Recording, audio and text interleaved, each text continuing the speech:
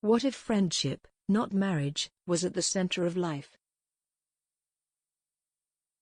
October 20, 2020. The Atlantic. Story by Rhaina Cohen. Kami West had been dating her current boyfriend for a few weeks when she told him that he was outranked by her best friend. West knew her boyfriend had caught snatches of her daily calls with Kate Tillotson, which she often placed on speaker mode. But she figured that he, like the men she dated before, didn't quite grasp the nature of their friendship. West explained to him, "I need you to know that she's not going anywhere. She is my number one." Tillotson was there before him, and, West told him, "She will be there after you. And if you think at any point that this isn't going to be my number one, you're wrong." If West's comments sound blunt, it's because she was determined not to repeat a distressing experience from her mid-20s. Her boyfriend at that time had sensed that he wasn't her top priority. In what West saw as an attempt to keep her away from her friend, he disparaged Tillotson, calling her a slut and a bad influence. After the relationship ended, West, 31, vowed to never let another man strain her friendship. She decided that any future romantic partners would have to adapt to her friendship with Tillotson, rather than the other way around. West and Tillotson know what convention dictates. Our boyfriends, our significant others, and our husbands are supposed to be number one, West told me. Our worlds are backward. In the past few decades, Americans have broadened their image of what constitutes a legitimate romantic relationship. Courthouses now issue marriage licenses to same-sex couples. Americans are getting married later in life than ever before, and more young adults are opting to share a home rather than a marriage license with a partner. Despite these transformations, what hasn't shifted much is the expectation that a monogamous romantic relationship is the planet around which all other relationships should orbit. By placing a friendship at the center of their lives, people such as West and Tillotson unsettle this norm. Friends of their kind sweep into territory typically reserved for romantic partners. They live in houses they purchased together, raise each other's children, use joint credit cards, and hold medical and legal powers of attorney for each other. These friendships have many of the trappings of romantic relationships, minus the sex. Despite these friendships' intense devotion, there's no clear category for them. The seemingly obvious one, best friend, strikes many of these committed pairs as a diminishment. Adrift in this conceptual gulf, people reach for analogies. Some liken themselves to siblings, others to romantic partners, in the soul-inspiring way that someone being thoughtful about loving you and showing up for you is romantic, as the Rutgers University professor Brittany Cooper describes some of her friendships in her book Eloquent Rage. Some alternate between the two comparisons. From the night Joe Rivera and John Carroll met at a gay bar in Austin, Texas, Rivera was the MC for a strip competition, and Carroll won the $250 cash prize. They felt like brothers. Brothers that really want to hang out and be around each other, Carroll clarified. Yet when Carroll considered their shared domestic life, he told me that we have a little married couple thing going on even though we're not married. These mixed analogies suggest that neither wedlock nor siblinghood adequately captures what these friendships feel like. Intimate friendships don't come with shared social scripts that lay out what they should look like or how they should progress. These partnerships are custom designed by their members. Mia Pulido, a 20-year-old student at Drew University, says that she and her soulmate, Sylvia Sachaki, 20, have cobbled together role models in what has felt like a Frankenstein process. Through reading about intimate female friendships from centuries ago, the pair discovered a framework for a relationship that doesn't neatly fit the contemporary labels of romantic or platonic. They found their complementary personalities reflected in the characters Sherlock and Watson, and they embraced the casual affection, and the terms of endearment bubble and spoo, that they came across in a note between a wife and husband. It was tucked into a used book they found at a garage sale. Pulido has found it freeing to build a relationship around the needs and desires of Sachaki and herself, rather than having to work through this mire of what society has told you this relationship consists of. Many of those who place a friendship at the center of their life find that their most significant relationship is incomprehensible to others. But these friendships can be models for how we as a society might expand our conceptions of intimacy and care. When Tillotson and West met as 18-year-olds, they didn't set out to transgress relationship norms. They were on a mission to conform, IMAMing their way through Marine Corps boot camp in South Carolina, and referring to each other by their last name preceded by the title Recruit. Most evenings, Recruit Tillotson and Recruit West spent their hour of free time chatting in front of their shared bunk bed. During these conversations, they discovered that West's mom had just moved to a city that was a 20-minute ride away from Tillotson's hometown of Tulsa, Oklahoma. West and Tillotson spent boot camp's month-long break together, winding through the Tulsa suburbs in West's mother's black sedan, late aughts rap pulsing through the roll-down windows. For most of the next 4 years, they were stationed thousands of miles apart, including when Tillotson eventually deployed to Iraq. From afar, they coached each other through injuries, work woes, and relationship problems. Their friendship really blossomed once they both ended up in the Tulsa area for college, and they started to spend nearly every day together. By then, Tillotson was waiting for her divorce paperwork to be notarized, and West was a single mother caring for her 3-year-old, Cody. When West got a job at a bar, Tillotson watched Cody during the day so her friend could sleep. Tillotson frequently joined West at preschool pickup. When the two women would walk down the hallway, past the miniature lockers, West said, it was like the seas parted. Tillotson could feel the parents' eyes on her. Periodically, a teacher would sidle up to the two women, direct her gaze toward Tillotson, and ask, "Who is this?" People would always ask us how we know each other, or, "Are you sisters?" A lot of times people think we're dating, Tillotson, 31, said. It would take too long for West and Tillotson to explain the complexity and depth of their friendship to every curious questioner. With no lexicon to default to, people with friendships like West and Tillotson's have assembled a collage of relationship language. They use terms such as best soul friend, platonic life partner, my person, ride or die, queer platonic partner, big friendship. For some, these names serve a similar purpose as matching friendship necklaces, their tokens mainly meant for the two people within the friendship. Others, such as West and Tillotson, search for language that can make their relationship lucid to outsiders. West and Tillotson realized that people understand boot camp to be an intense setting, the kind of environment that could breed an equally intense friendship. When the friends began to refer to each other as boot camp besties, people's confusion finally faded. For more than a decade, Nicole Sonderman didn't mind if the only people who understood her friendship with Rachel Hebner were the two women who were part of it. Sonderman sums up their relationship as having a life partner, and you just don't want to kiss them. In the years when they both lived in Fairbanks, Alaska, the friends were fluent in the language of each other's moods and physical changes. Before Hebner suspected that she might be pregnant, Sonderman made her buy a pregnancy test, steered her into the bathroom, and sat in the adjacent stall as Hebner took it. 4 years later, the roles reversed. Hebner had the same accurate premonition about Sonderman. We paid more attention to each other than we did to ourselves, Sonderman, 37, told me. They occasionally navigated around other people's confusion about or combativeness toward their friendship. Their preferred term of endearment for each other, wife, wasn't a problem for Sonderman's then husband. But once Hebner divorced her husband and started dating, her romantic partners got jealous, especially the women she dated. Sonderman grudgingly placated them by calling Hebner Wiffles instead of wife. After those years in Alaska, the pair spent a few years several time zones apart, as Sonderman and her then-husband moved around for his work. Eventually Sonderman moved back to Alaska, but Hebner had relocated to Indiana. Phone calls and occasional visits became their friendship's support beams.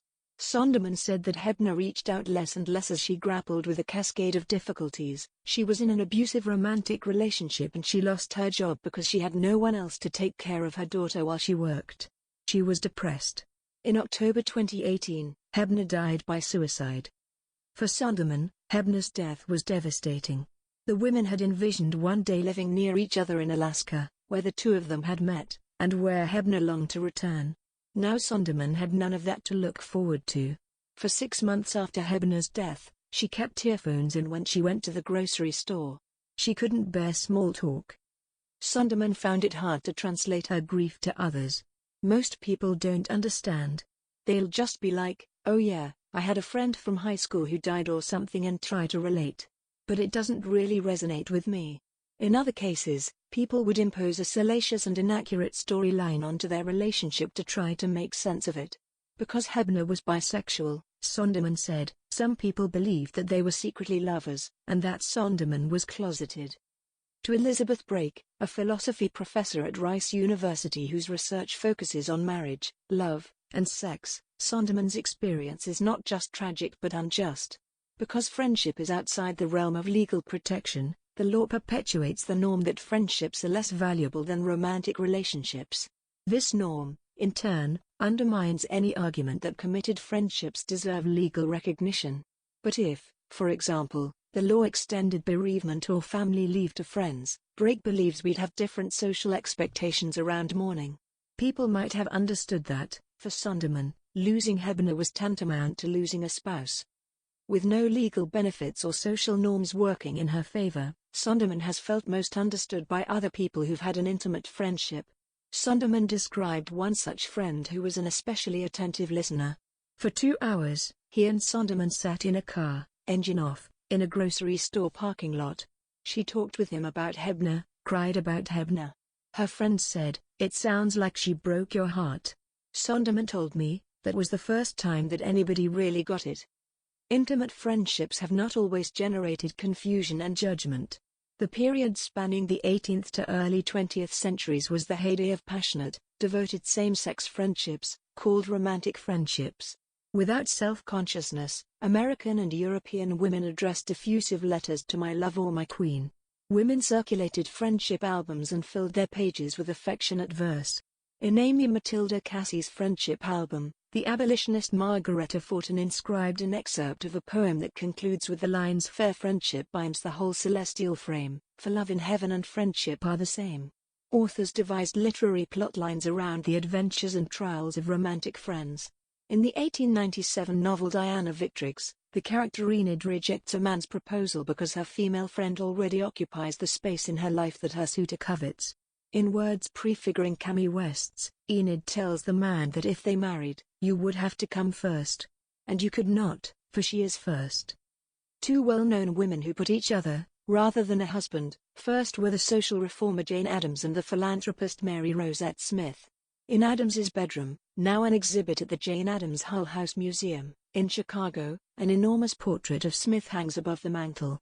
After meeting in 1890 at the pioneering settlement house that Addams co-founded, the women spent the next 40 years entwined, trudging through moments they spent apart. During one separation, Addams wrote to Smith, "You must know, dear, how I long for you all the time, and especially during the last 3 weeks. There is reason in the habit of married folks keeping together." When Addams traveled without Smith, she would sometimes haul the painting with her. When the two women journeyed together, Addams wired ahead to request a double bed. No scandal erupted in the newspaper. These women weren't pressed, directly or implicitly, about their sex lives, nor did they feel compelled to invent a label to make sense of their relationship to onlookers, as Weston Tillotson would about a century later. Same-sex intimacy like theirs was condoned. These friendships weren't the exclusive province of women. Daniel Webster, who would go on to become Secretary of State in the mid-1800s, described his closest friend as the friend of my heart, the partner of my joys, griefs, and affections, the only participator of my most secret thoughts. When the two men left Dartmouth College to practice law in different towns, Webster had trouble adjusting to the distance. He wrote that he felt like the dove that has lost its mate. Frederick Douglass, the eminent abolitionist and intellectual, details his deep love for his friends in his autobiography. Douglass writes that when he contemplated his escape from slavery, the thought of leaving my friends was decidedly the most painful thought with which I had to contend. The love of them was my tender point, and shook my decision more than all things else. One question these friendships raise for people today is, did they have sex? Writings from this time, even those about romantic relationships, typically lack descriptions of sexual encounters. Perhaps some people used romantic friendship as a cover for an erotic bond. Some scholars in fact suspect that certain pairs had sex, but in most cases, historians, whose research on the topic is largely confined to white, middle-class friends, can't make definitive claims about what transpired in these friends' bedrooms. Though we will never know the exact nature of every relationship, it's clear that this period's considerably different norms around intimacy allowed for possibilities in friendship that are unusual today. A blend of social and economic conditions made these committed same-sex friendships acceptable. Men and women of the 19th century operated in distinct social spheres, so it's hardly shocking that people would form deep attachments to friends of their own gender. In fact, women contemplating marriage often fretted about forging a life with a member of what many deemed the grosser sex. Beliefs about sexual behavior also played a role. The historian Richard Godbeer notes that Americans at the time did not assume, as they do now, that people who are in love with one another must want to have sex. Many scholars argue that the now familiar categories of heterosexuality and homosexuality, which consider sexual attraction to be part of a person's identity, didn't exist before the turn of the 20th century. While sexual acts between people of the same gender were condemned, passion and affection between people of the same gender were not. The author Anthony Rotundo argues that, in some ways, attitudes about love and sex left men freer to express their feelings than they would have been in the 20th century. Men's liberty to be physically demonstrative surfaces in photos of friends and in their writings. Describing one apparently ordinary night with his dear friend, the young engineer James Blake wrote, "We retired early and in each other's arms, and fell peacefully to sleep." Physical intimacy among women also didn't tend to be read as erotic. Even men wrote approvingly of women's affectionate relationships, in part because they believed that these friendships served as training grounds for wifehood. In his 1849 novel, Kavanagh, Henry Wadsworth Longfellow casts a friendship between two female characters as a rehearsal in girlhood of the great drama of a woman's life, the great drama, naturally, being marriage to a man. Men could feel unthreatened by these friendships because few women were in the financial position to eschew the economic support of a husband in favor of a female companion. By the late 1800s, exceptions to this rule started to sprout. Colleges and professions were opening up to middle-class, and, almost exclusively, white women, enabling these graduates to support themselves, no husband required. At this point, the historian Lillian Faderman told me, women's intimate friendships no longer had to be a rehearsal in girlhood. Educated women could instead live together in what were called Boston marriages. These committed relationships allowed women to pursue careers and evade heterosexual marriage. From the late 1800s to the 1920s, each one of these components, gender-segregated society, women's economic dependency, the distinction between sexual behavior and identity, was pulled like a Jenga brick from the tower of romantic friendship. Men and women's divergent social spheres began to look more like a Venn diagram, enabling emotional intimacy between the genders. With far more women in the workforce and potentially independent, men weren't so enchanted by women's intimate relationships. Sexologists declared same-sex desire, not merely same-sex sexual acts, perverse. Americans came to fear that kissing or sharing a bed with a friend of the same gender was a mark of sexual inversion. Romantic friendships had lost their innocence. A few decades after the erosion of romantic friendship began, Americans' conception of marriage shifted. The Northwestern University psychologist Eli Finkel identifies three distinct eras in American marriages. The first, running from the colonial period until about 1850, had a pragmatic focus on fulfilling spouses' economic and survival needs. The second, lasting until about 1965, emphasized love. Finkel makes the case that starting around 1965, the self-expressive marriage became the ideal. Spouses expected their partnership to be the site of self-discovery and personal growth. Excluded from these structures for most of the nation's existence were the tremendous number of Americans who were denied access to legal marriage, namely enslaved Black Americans, interracial couples, and same-sex couples. Throughout this evolution, Americans started relying more and more on their spouses for social and emotional support, with friendships consigned to a secondary role. John Carroll, who met his platonic partner, Joe Rivera, at a gay bar, describes this type of romantic relationship as one-stop shopping. People expect to pile emotional support, sexual satisfaction, shared hobbies, intellectual stimulation, and harmonious co-parenting all into the same cart. Carroll, 52, thinks this is an impossible ask. Experts share his concern. When we channel all our intimate needs into one person, the psychotherapist Esther Perel writes, we actually stand to make the relationship more vulnerable. Such totalizing expectations for romantic relationships leave us with no shock absorber if a partner falls short in even one area. These expectations also stifle our imagination for how other people might fill essential roles such as cohabitant, caregiver, or confidant. Carroll and Rivera, 59, escaped this confined thinking. They built their lives around their friendship, at times deliberately, at times improvising in the face of unanticipated events. In 2007, Carroll discovered that the house next door to his was up for sale. He called Rivera with an entreaty, "Bitch, buy that house, and you can just walk home from dinner." Rivera would no longer have to drive across Austin several times a week to have dinner at Carroll's house.